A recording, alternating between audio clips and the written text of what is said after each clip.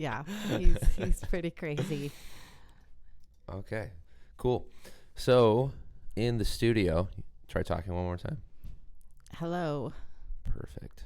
Awesome. Killing it. In the studio, Coach's Corner. It's been a hot minute. We've got Sara Schierl here in the studio joining us. Do you want to dive into your many accolades? Otherwise, I have your. Oh, you do. Yeah, you have my secrets I have revealed. the website right here. So, Sara, do you want to dive into all those things before we get started, or should I? Either way. I mean, diving wise. Yeah, okay. Well, I was a gymnast. I'll put it in a nutshell. I was a gymnast from age 5 to like 12. Okay. And then we moved near a pool. And I took one swimming lesson and I said, this is not for me, staring at the bottom of a pool. So I looked at kids jumping off the diving board and I said, Mom, I want to try that. So that began a long, long career in diving.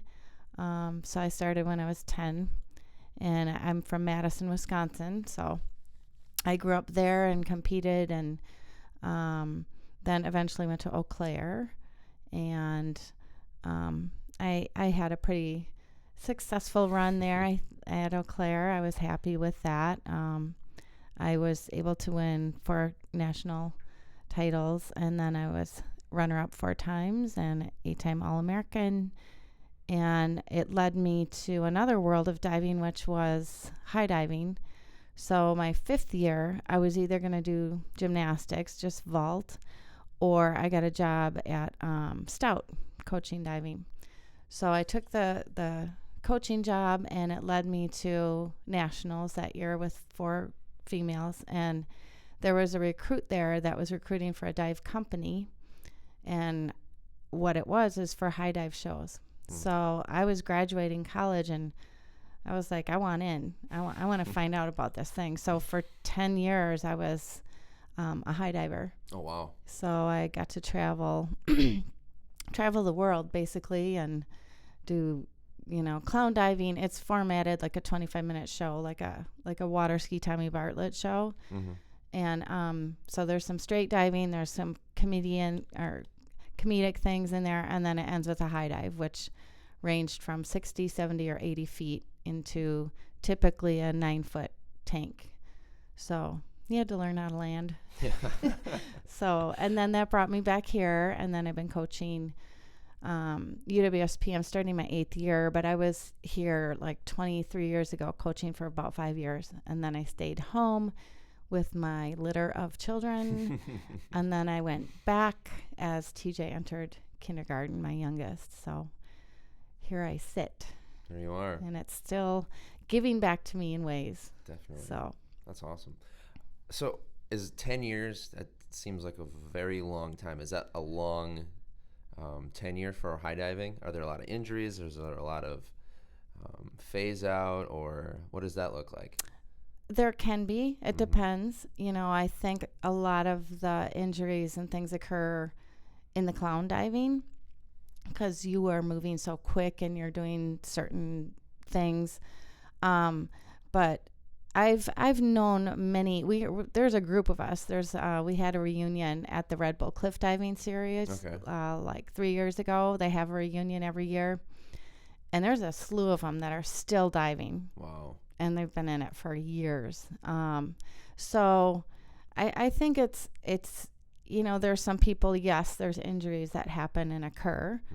But with the high diving, they say if you get up on that ladder and you're not respecting that and you don't have a little bit of fear, you should probably not be up there. No. Like you should always have that little bit of fear when you get up there. So 10 years, there's many people who have done a lot longer than I have. So it just depends, I think, on lifestyle, health, all those things. But I was fortunate enough to be able to do it for 10 years in my 20s. So it was nice. Nice. Very cool.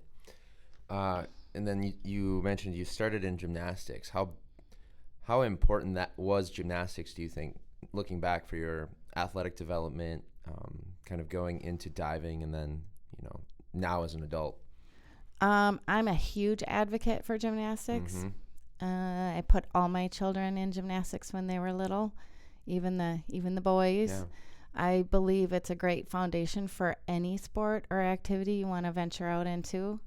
It teaches body awareness, flexibility, strength. It's all components. Yep. So yeah, I've put all my children in there, and my daughter is a gymnast at Ohio State currently. So she's in her 3rd year there. Nice. So yeah, gymnastics, just from even the strength and conditioning standpoint, working with youth camps and about athletic development, I always love when, especially in this area, it is predominantly the female athletes that'll come in. So some male athletes, younger sister will come in just for like a free day or a test day, and she just blows everyone out of the water, and they're like, what does she do? It's like gymnastics. Yep. Like if you're serious about actually developing or giving your child like an advantage or just a leg up, gymnastics at an early age. I'm not saying they need to compete. No. But like you're saying, just building overall development, athleticism, body awareness, because every kid I've seen that's in gymnastics, it shows. They're just like leaps and bounds ahead of everyone else. Yep. It's a great foundation. Yeah. So if you're going to go the route where you're a parent and you're dropping your kid off somewhere, I think you'd be best served gymnastics versus I see some people do t-ball or these other ball sports where it's a very advanced skill at a young age. Yes. And, if you can separate yourself and not be frustrated, that's one thing. But so many of the parents I see become very frustrated. They're like, just throw the ball. It's like, well, that's an advanced skill. Oh, maybe let's start in gymnastics where they're just learning to like move their body. Foundations and basics and fundamentals I think are great. Yeah, so it was cool to hear that, and it definitely your offspring, your children that I've seen work either in the gym at UWSP or just out and about in their sport. It definitely shows that they have that foundation. They move well. They're very athletic. So, kudos for you. That your coach mindset going into how you help your children develop. I like it. Yeah, and it's fun for them. I think it's fun at a young age when they get to climb a rope and jump on mats and jump on the tumble track, and I think it's fun at that age. Fritz, actually, the last time he was in it kind of intermittently in between their sports and activities, but when he was 12, he finally was like, Mom, can I stop gymnastics? Because everyone was like 7. Yep. So unfortunately, male gymnastics isn't as prevalent, but with the Russell gym in town, they definitely are providing more opportunities for young males for getting into gymnastics, and it's phenomenal. Awesome. So, That's awesome. Cool. So we've got gymnastics, diving. What are some kind of your early successes or failures or things that you kind of realize like I'm all in, I'm going into this diving thing? For yourself, just kind of like what were some moments you look back at now and you were like, oh, that, it's now you look back at it and it was a big moment for you? Well, I think there was several. One of the big moments was I was training under the Badger coach for about 5 years. He kind of took me under his wing when I was 12. He selected me and 2 other girls to train with the Badger team. And my high school didn't have a really good diving board, so I was allowed to train or practice with the team at times. And when it came recruit time, I really struggled with, should I go D1 or something else? And I looked at some D2 schools, but as far as D1, I really felt not obligated, but I felt like I owed him, like if I was going to go D1, I should go here because he invested so much time. And I eventually chose to go D3, which I like to snow ski, I like to water ski, I like to do all these winter activities, and I know that if you commit yourself to D1, that limits your schedule or your flexibility to do those things. So I remember the talk. It was very uncomfortable when I finally told him I'm sorry. But one of his best friends and best coaches ever was at Eau Claire at the time, Bob Cloutworthy, and he was a gold medalist in the Olympics in 52. Phenomenal coach. That's why I went to Eau Claire. Nice. So that was one of the big pinnacle moments. And then the other that was really life-changing and a game changer was accepting that first job. I went to SeaWorld of San Diego. Okay. And yeah, I knew nothing about show diving, and I showed up and drove cross country, and like, here I am, and what is this all about? And it was called Muscle Beach Show, and so it had a theme. It had jet skis. It had we were at the SeaWorld in California, and it was just an eye-opening experience as far as just the people I met and what they're doing, and it was a lifestyle for a lot of them. And some of them were teachers, so they could do it in the summer. Some of them did it year round, but it was a blast. It was so fun. So I did that my last summer going into my 5th year of college. So, and then it went from there, took off. Decade later. Yeah.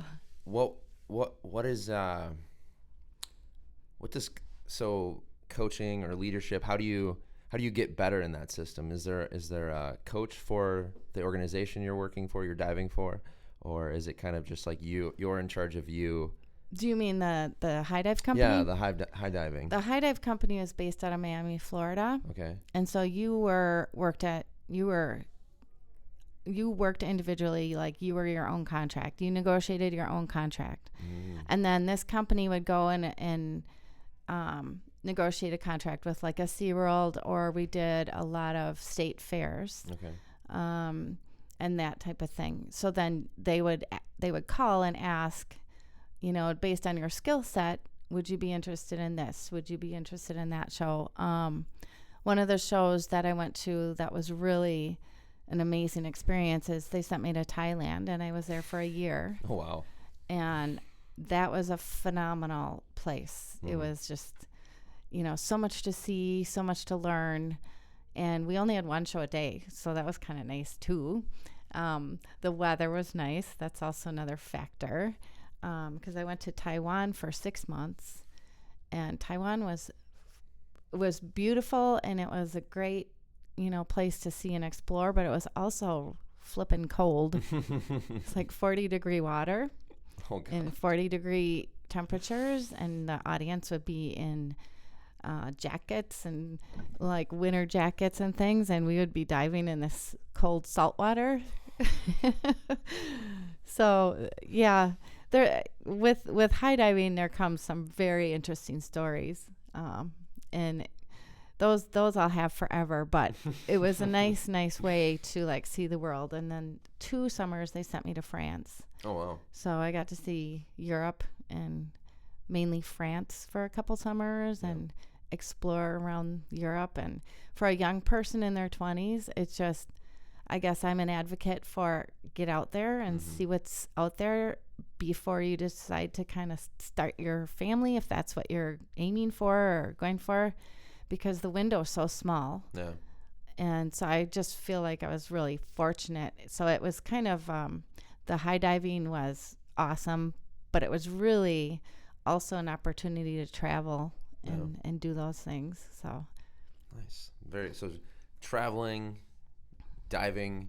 You talked about having to negotiate your own contracts. What did that look like, or what kind of stress was that like? Looking back at it now, or like what kind of skills or just outlook have you created from that experience? Well, I think the national titles when I was first negotiating my contract helped because they could put that as a plug. Oh.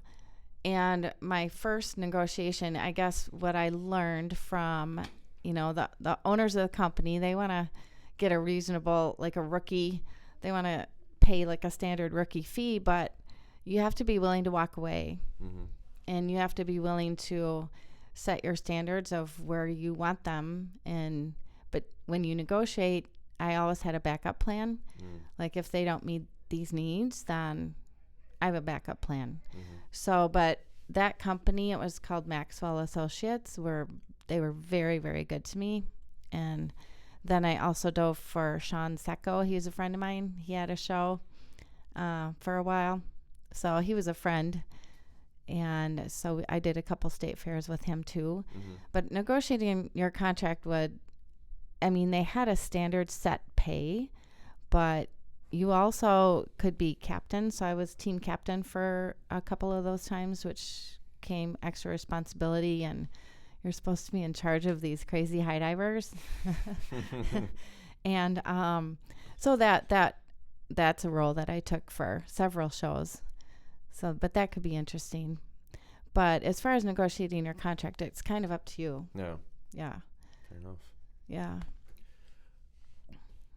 So, going into diving coaching, what made you want to do that? Come back at it as a coach.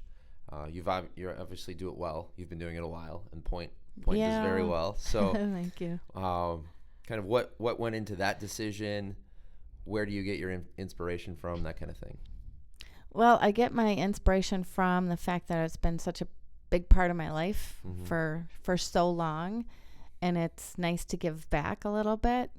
I love working with the university kids because at Division III, it's a little bit unusual because 3 divers make up one entry for like one swimmer entry at conference. So for example, if I have 2 male divers, I need a third body to fill that entry for conference, which is a little unusual, but it also allows me to open the door to people who have never dived before. Last year I had 6 walk-ons that had never dived before because we needed bodies. And so I really enjoy that aspect about Division III because and this sport in particular, because that's very unusual. And people are very intimidated. They're like, I've never dived before. And I'm like, that's great. You have no bad habits. Let's go. Definitely. I can appreciate that. Yeah. And I appreciate people who are willing to do that. I had a senior track girl last year, and she'd never dived before. It was her senior year, and she decided to just try something new. And the mentality of trying something new that's a little scary is you get that type of mentality that's just, I really thrive on that. And with diving, it's a different type of mental toughness because it's fear. You have fear in there that you can smack, or you're up on a high 3-meter board. A lot of people are afraid of that. So for me, it's very rewarding to see someone that is very afraid to jump off the board, and then eventually they'll have 11 dives. And it's just, so that is one spectrum. And then I also get the other athletes that have been diving for their whole life, and they came to Division III to just, be successful and have a great, I guess my philosophy is you want a great experience to look back on. And it's so fun to be a part of that journey of this stage of these athletes in their life. Like they're going through college, they're turning 21 for the first time, which that's always interesting. Those practices are always interesting. Some people hide from me, but it's the relationships you build with these young people. It's just a very positive atmosphere. And I've been with Al and Justin for I've known them for 25 years. And the 3 of us really create a great chemistry in that pool. And it's, a lot of positivity, a lot of encouragement, hard work. And it's nice because I guess I'm ever learning. There's always something to learn. There's always something new. You have to reinvent yourself sometimes. I don't stick to one plan every year because I have a different set of people every year. Yeah. Like last year, that was a bunch of newbies. We had some great footage of good smacks, but but yeah, so this year will be entirely different. So you have to learn to adapt and adjust, and I just thrive on working with this level of athlete, and it's a very positive thing. So I get a lot out of it that way. Nice. I love it. What were kind of feeding off of even just the coaching world I work in, so more of the gym or going to like university gyms and working with the athletes there. There are themes I see going on often that you just like rubs you the wrong way, and you don't want to see it continue because, like you said, it can kind of give people a negative experience with the whole training, with sport.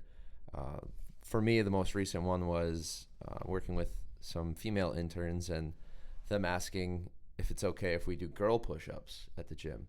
And I'm like, what? Wait, what are you talking? I'm like, there's like 5 moms right there that deadlift well over 200 pounds, and you're telling me like a girl push-up is a good way, or a good way to describe a modified push-up. So just having these conversations with people where it's like, stop talking that way. Yeah, you're right. You're degrading yourself, or you don't realize kind of the negative energy you're feeding into the system, because so many of us are just, well, that's just the way it is. Or I try to talk with my coaches when they're addressing mixed groups is don't use you guys. Right. And then some female coaches, oh, it's not a problem. Well, it's been told to you, every practice, every day, so you just kind of learn to live with it. But I know if I walked into that team or a group of mostly high school boys and I said, all right, you gals, this is what we're going to do today. Yeah, it would anger or annoy some people. So coming at it from that point of view, are there things in the diving world that you experienced kind of developing as an athlete, and now as a coach, some things that you're kind of trying to stop, change the course of, if that makes sense, that kind of thing? Well, for me, I guess one of the most important things is to create a positive environment. And that means, like, you have to accept your failures and your mistakes. And in fact, I encourage them. And I remember one athlete said, oh, I feel bad. I'm making so many mistakes. And I said, well, that's why you're here. I want you to make mistakes. That's what we're trying to, and I guess I look at it as a coach, we're working towards a greater good together. Mm-hmm. And I'm not there to yell or berate or say, why didn't you do that dive like that? Because as having athletic children, I saw so many examples of a child going out and failing or not doing well or losing. And they would come to the sideline and they would just get berated or yelled at, or why did you do that? And my thoughts were, your child didn't go out there to purposely fail in front of all these people. Mm-hmm. He didn't purposely try to go to lose. He's doing the best he can on that given day. And I guess that's what I focus on. And I focus on things you can control. And I know that, like the Ohio State, their atmosphere, and I'm glad Fritz has chosen that as his wrestling career, is they focus on the things they can control, and they say you can't control the wins and losses. Mm-hmm. If you could, you'd probably win all the time. It doesn't work that way. So I really liked that culture and atmosphere, and I believe in that, and I believe in you can only do your best on a given day. Some days you're going to be a 10, some days you're going to be a 5, and if you can accept that and just do your best and have fun. I like to use humor, and I like to do kind of some crazy things to push them and make them work hard, and they don't realize they're working hard until they're like, wow, that was a really hard warm-up. Like, I'll have them do like little adventure races in the pool, like these relay races where they'll have to put a hat on and swim across the dive well, jump off the 1 meter, fetch something from the bottom of the pool, throw it, just little things like that where they're working hard and they're doing, great activities, but then it's fun too. So I guess as far as stopping anything, I guess the thing that I would say is just, when a diver has a negative attitude or is having a bad day, sometimes my thing is shift that negativity into a positive if you can.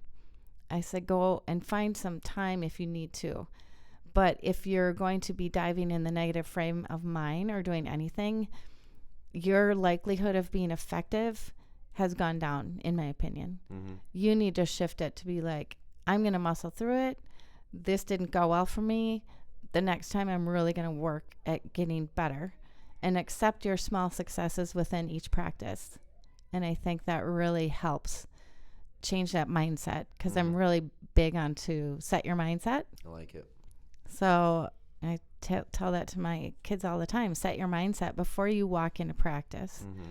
And if it just happens that you're just having a bad day, occasionally I'll just say, hey, you need a break. Mm-hmm. Like, go and work on this for a while. Like, just take yourself out of here. Because this isn't, the pool is where they can escape and get away from things and get away from school and all the pressures from outside. I want them to come in and be like, the next 2 hours are just going to be here and present. So I really work on mindset and things like that. And I really have researched a lot of like the meditative things and visualization. And the more I know, the more I realize I don't know. Truth. I'm right there with you. So as an athlete, do you still do diving? Do you work on those skills? I know you train your butt off in CrossFit, because that's how you and I initially met. Yeah, we were partners. Noon 30 workout. Shout out to them. That was always fun. Yes, it was great. Great time. That was like, coach, do all the admin stuff back home at the gym, and then drive to Point, catch a workout with you and the Noon 30 crew, and then it was class and clinicals, and then head back home, and then there was usually some kind of coaching or something that I'd have to do when I got back to Merrill. But yeah, those were good times, and just getting to know you the little bit from those workouts, and just knowing that you kick ass, you take names, and you get after it. Like, that always motivated me. And so for yourself, coach, mom, how many kids do you have? 6. 6. So 6 kids. Yeah. All that craziness. You're coaching, you're training. How do you have a system you use for yourself to kind of get your mind right? As far as the system, I guess the reason I like CrossFit is because it's different. I like variety. I also I did a bunch of triathlons for a while, and that led me to mud races. And I really got heavy into those mud races for a while. In fact, I host one in my backyard for the swimmers and divers every year. Do you electrocute them? No, we skipped that. I think I might get in trouble if I do that. But we do put them in garbage cans at one obstacle. I like it. Oh, yeah. They have to put their partner in a garbage can and then wheel it down our driveway and back. Okay. So it's like a 11-leg race. And the last is crawling through my son's former garden, which is a mud pit that we water, and it's just muddy and sometimes freezing cold, but they love it, and it's kind of a bonding between the swimmers and the divers at the beginning of the year. So I got into mud racing. I did the Red Bull 400 a couple times. Yeah. That kind of took my lungs. And I like the variety. So I'm always like, I've recently tried Tai Chi. Oh, a little push-pull. Yeah, and I've recently got into yoga. So I guess for me, it's trying new things and putting myself out there, even if I'm at the bottom of the rungs. I don't care. I just want to keep moving, and I want to be mobile, and I want to be active as long as I can. So as far as diving goes, in 98, I did a master's dive meet. Okay. It was after my second child that I just had. And I was so inspired because my buddy was Les. He was 72. Oh, he had a pacemaker. And he traveled around with his other buddy who was in his 70s. And they would do master swim meet and dive meets. And that is a community that's strong, and they travel, they go overseas, and they have these dive meets, and it's a master's dive program. So the oldest was 96. She was from Russia. Oh my gosh. And good for her. And they still use a 3-meter board? Yeah. Wow. And not all of them go up on 3-meter. Like, and as you get older, the dive, you can the dive list gets smaller. So you do 3 dives rather than 5 or 6. But I dabbled in the master's dive meets a little bit. Great group of people. But once a year, I usually get on the dive boards, sometimes at the alumni. I got a few left, but it kind of is dwindling. But it's fun. Nice. It's a lot of fun. So awesome. Yeah. And you kind of touched on it there for the mental component of your physical training.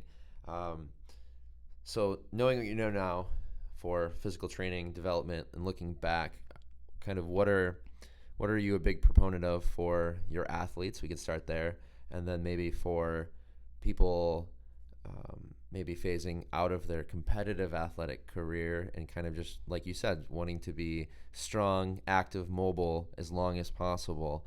So moms, dads, whoever, what kind of does that look like? We can start with athletes and then, or I should say youth athletes, and then work our way up to the adult athletes. Well, for diving in particular, I proponent, obviously you need a strong core. And I really like the CrossFit aspect of building core, doing something different. So I have a bag of a warm-up bag, and it's filled with, I've cut and clipped little, just these little things. They're little exercises. So like one of our dynamic warm-ups will include, each person gets to pick out of the bag. So one will say push-ups, one will say dips, one will say crunches. So it's a bag of a variety of different exercises. And we will, like if I have 6 divers, we'll have 6 different exercises, and it's a 1-minute interval. So that's our dynamic warm-up.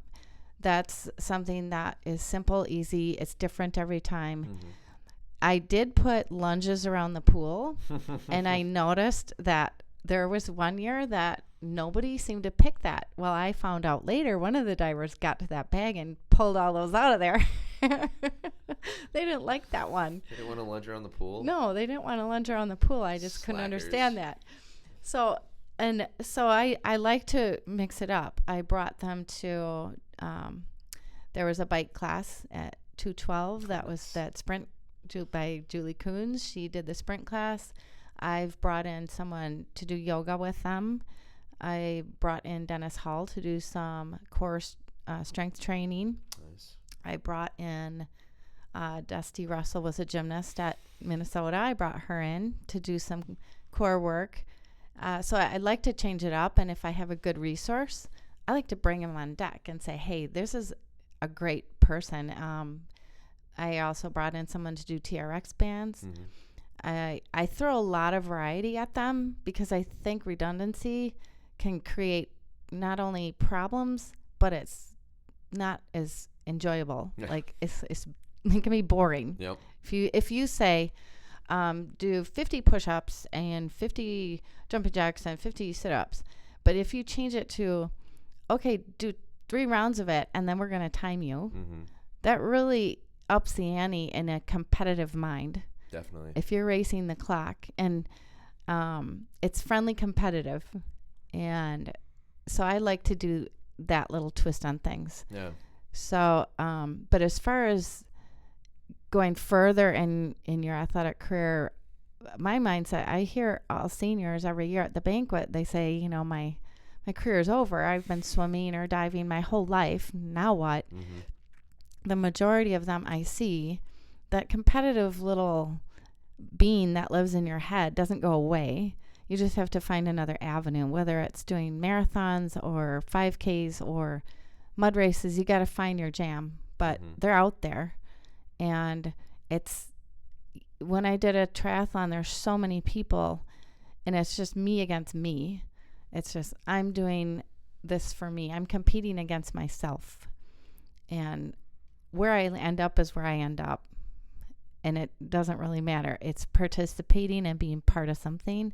And I've noticed many of my athletes are all involved in something, in some form of lifting or races. And it doesn't have to be competitive either.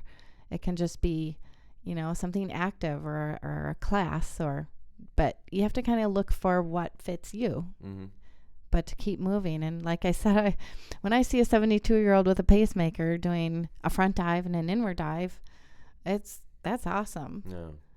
So I'm pumped up from just the thought of that. Or when I jump into a swim workout in the pool in the morning, and there is that. Yeah. You just see them cap on, cruising down the lanes, flying by you without breathing. And then they stop and you're like, oh, that's a 60 or 70-year-old person. Exactly. I look at those people as very inspiring. When I turned 40, I signed up for the Badger State Games in track. Okay. And I signed up all of our kids because why not? Yep.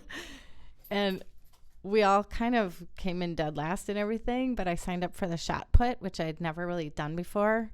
I did it in like 6th grade.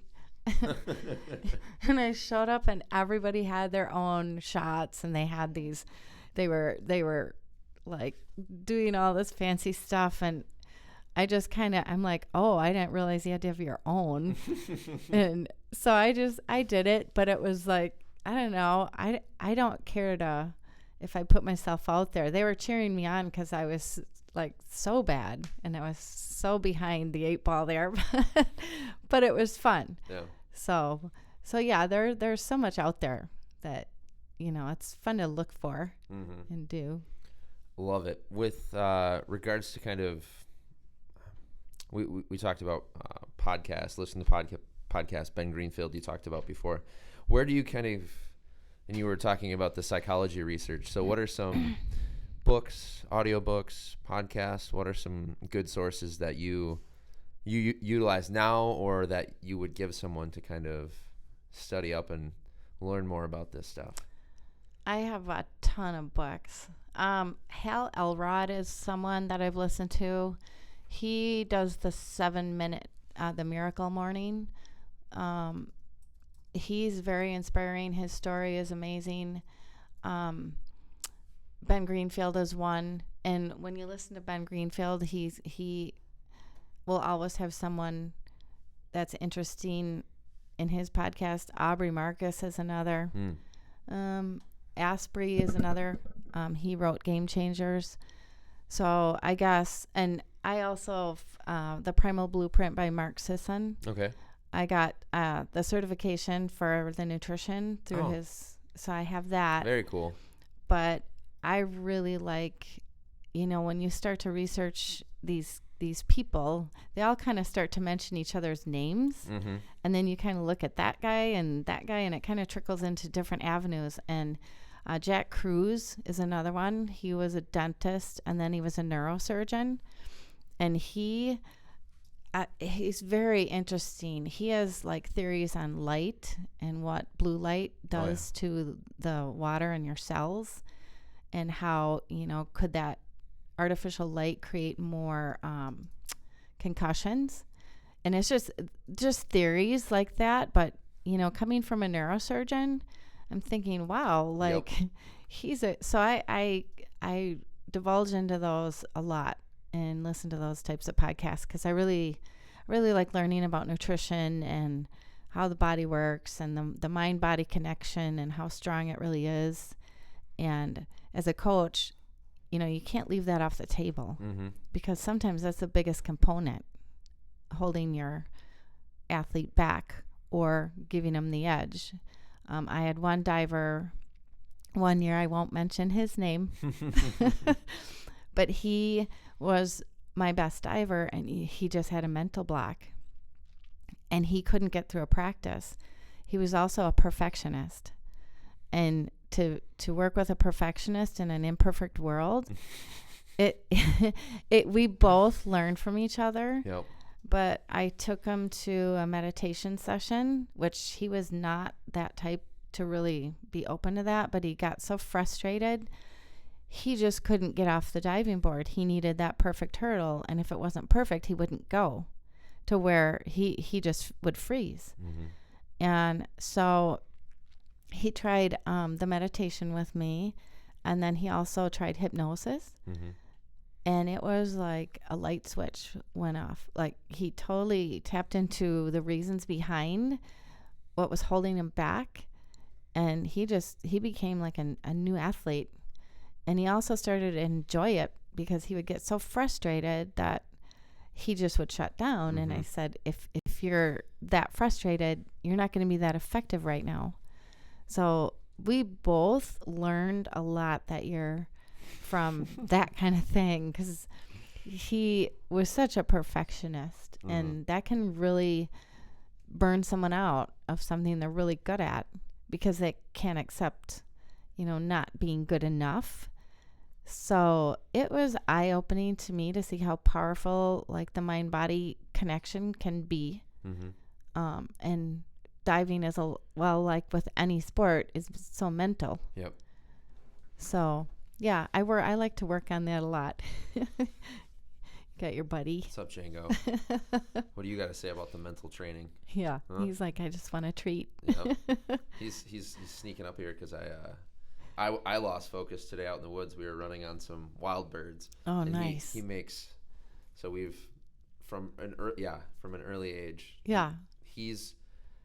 When we navigate fields or woods, he's trained to kind of, and we're working on the wind. So depending on how the wind comes into effect, we'll run different routes to kind of work the wind.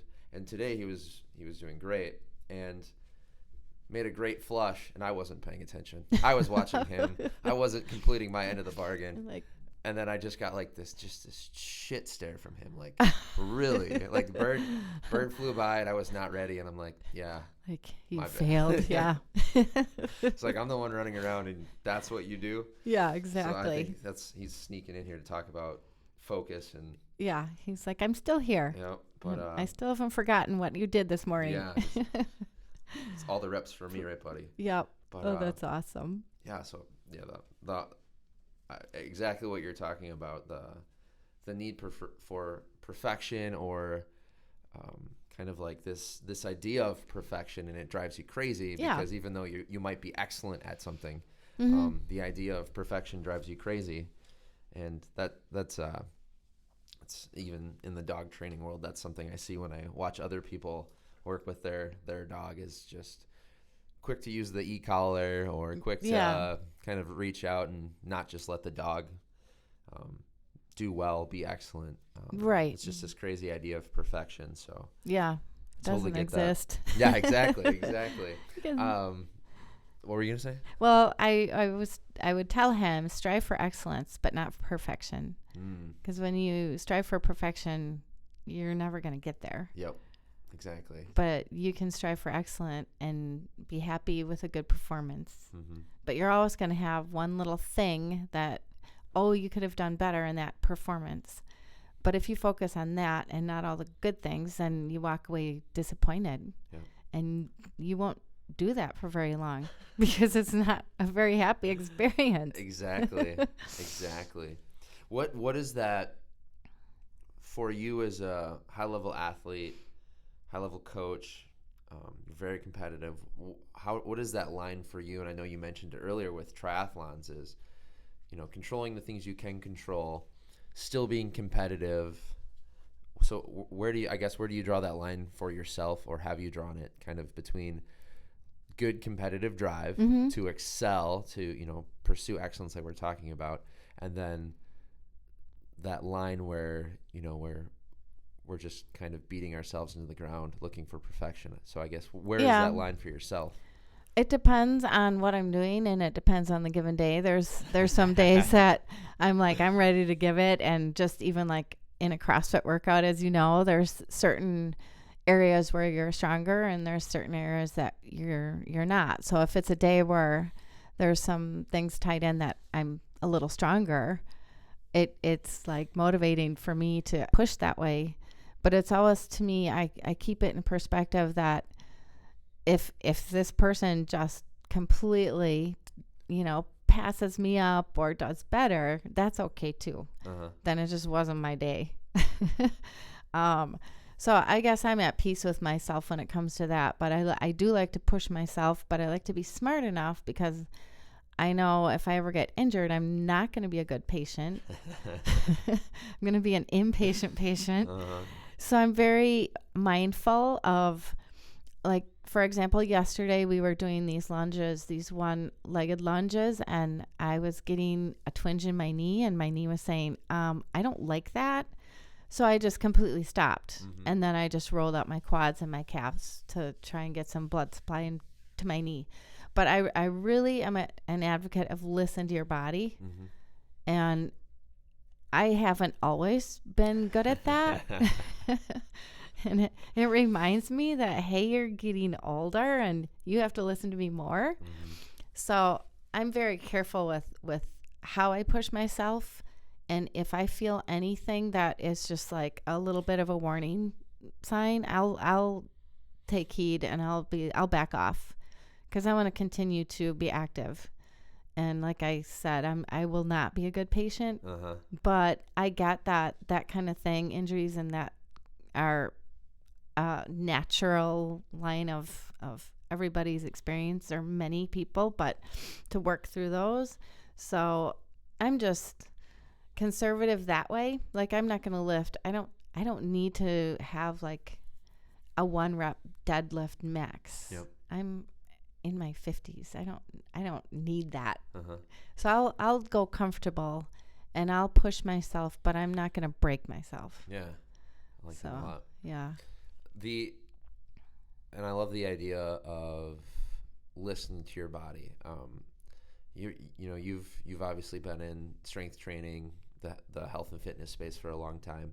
Are you familiar with the idea of intuitive eating as it comes to nutrition plans and oh my gosh, the human diet? And I know you touched on that. You've done the nutrition course through Mark Sisson.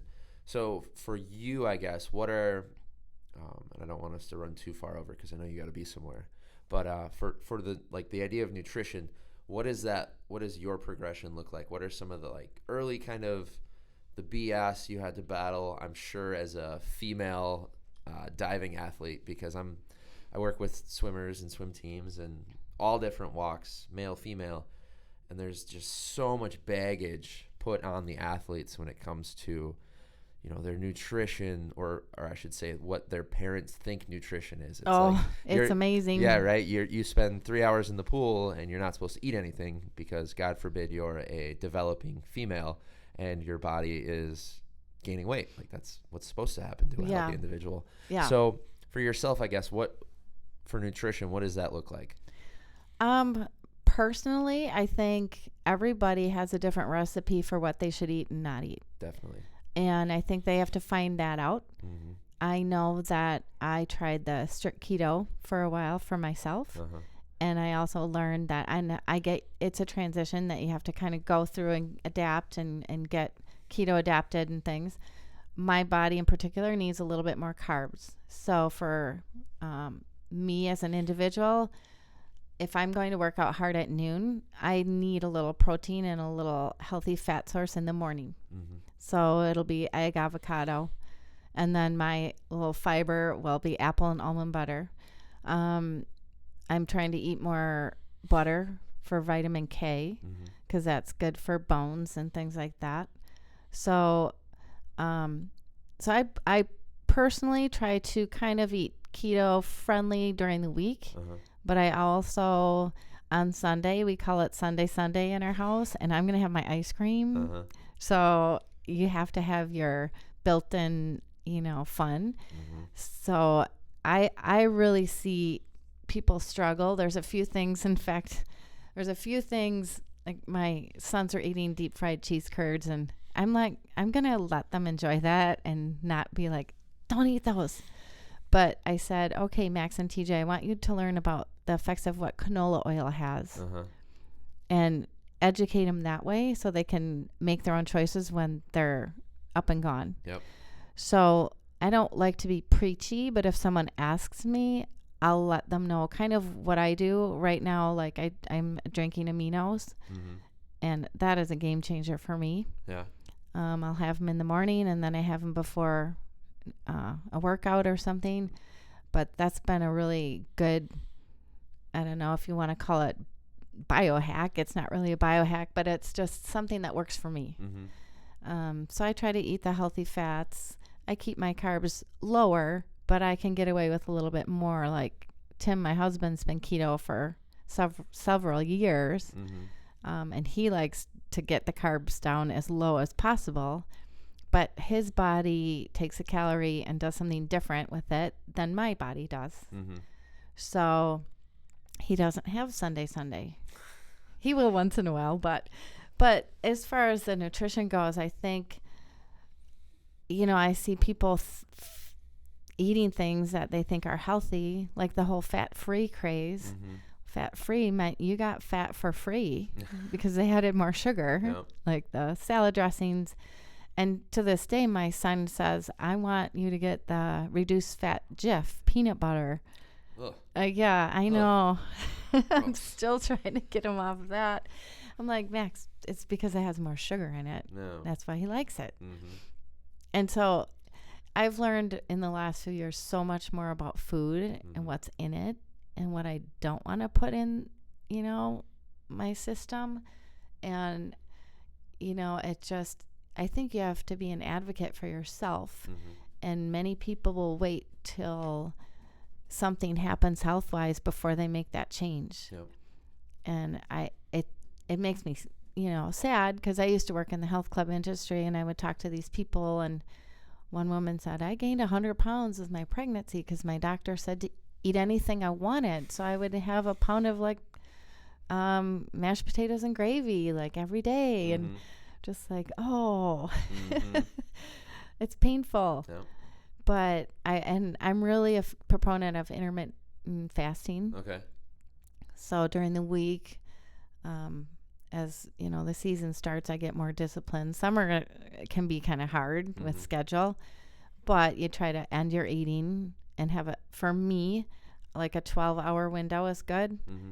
For some people, a 16-hour window to more is more effective. Yep. So I think intermittent fasting is not easy, but it's a doable thing for people to say, okay, I'm not going to eat after 9, and then I can eat at 9 or 11 the next day, because you're sleeping for a lot of that. Exactly. I like so much of what you're saying, because the idea that, and this is where I see a lot of people kind of trip up and have windmills to the whole eating thing, the food thing, is they try to force a quote unquote diet onto themselves, not thinking about culturally what they eat, what they enjoy.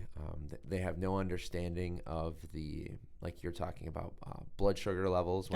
When one person eats 50 grams of carbohydrates, they have this effect. It has this effect on them physically, mentally. This other person, completely different. So that's obviously that's a super nuanced conversation to have with someone. So it might be beyond what the average person will need to understand.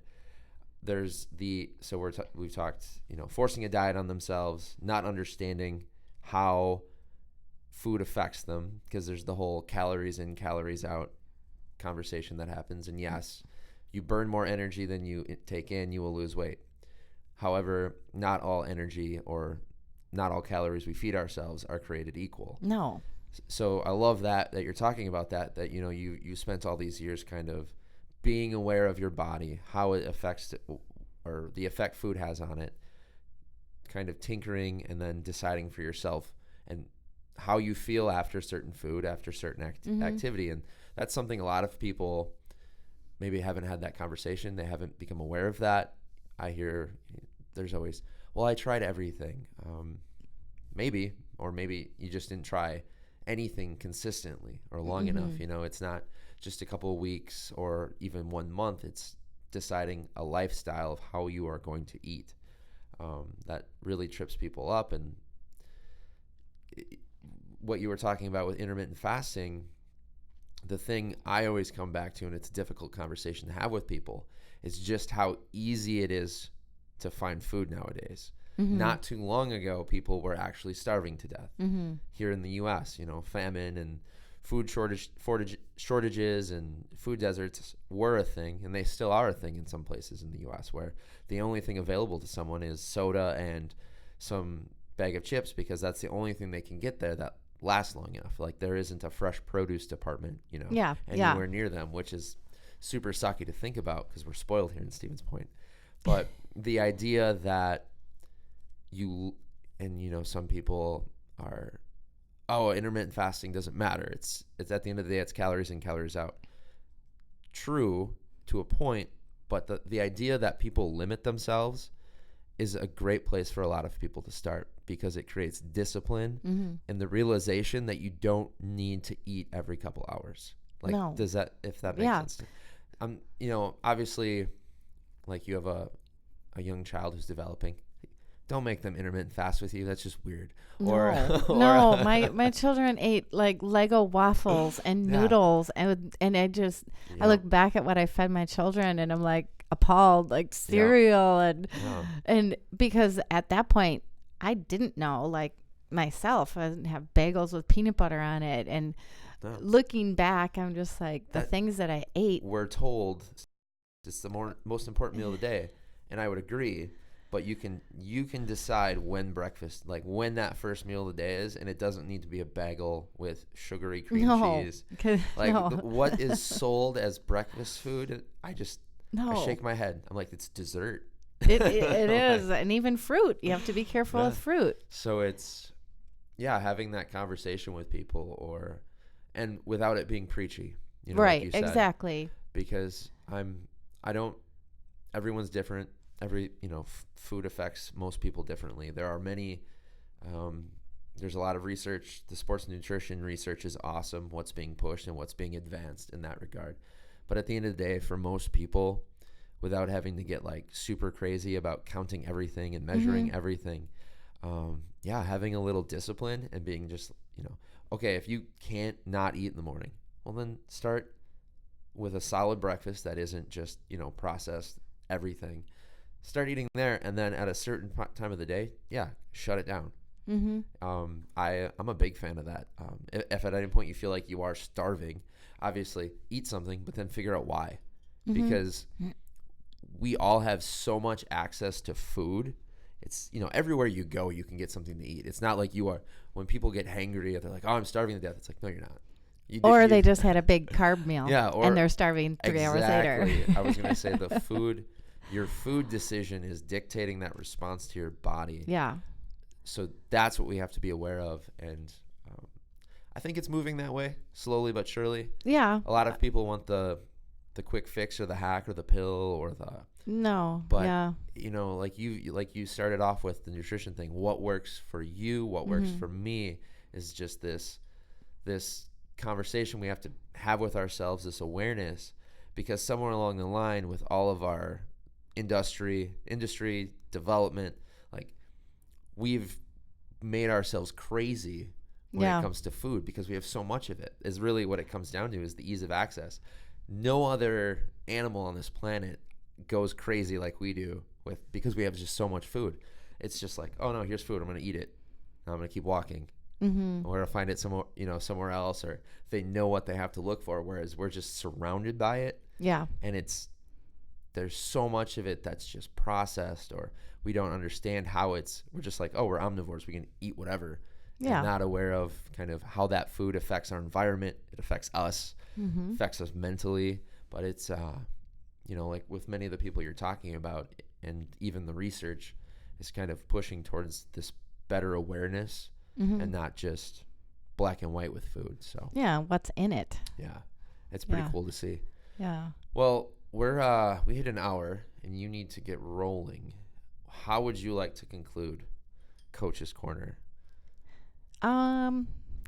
Concluding the Coach's Corner. I guess it's when you look at a coach as a mentor. I know, like looking back at my dad when he was in the nursing home and he was going through and rehashing his memories, and his favorite memories were of his high school football coach, Coach Nelson.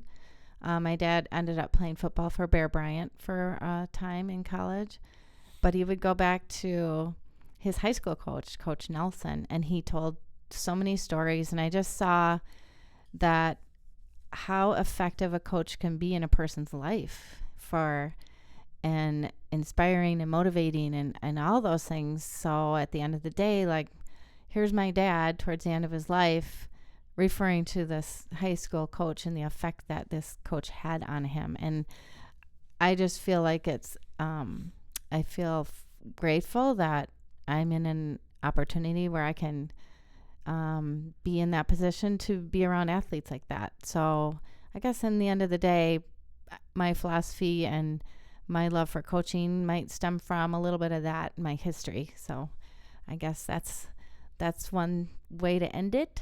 And I want to thank you for the opportunity. So.